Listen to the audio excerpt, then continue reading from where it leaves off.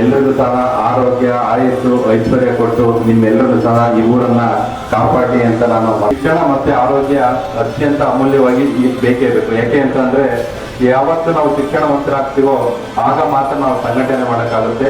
ಯಾವತ್ತು ಸಂಘಟನೆ ಮಾಡ್ತೀವೋ ಆ ಜೊತೆಗೆ ಹೋರಾಟ ಮಾಡ್ಬೋದು.